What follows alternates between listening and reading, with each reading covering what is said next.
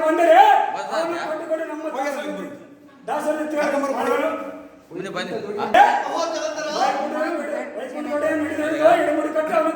ಕೊಟ್ಟು ನೆಲಕ್ಕೆ ಅಪ್ಪಳಿಸೋಣ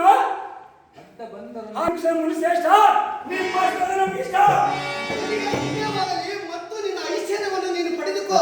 ನನಗೆ ನೀವು ಹೇಳಾಯ್ತು ಬರುತ್ತೇನೆ ರಾಜಸುಂದ್ರ.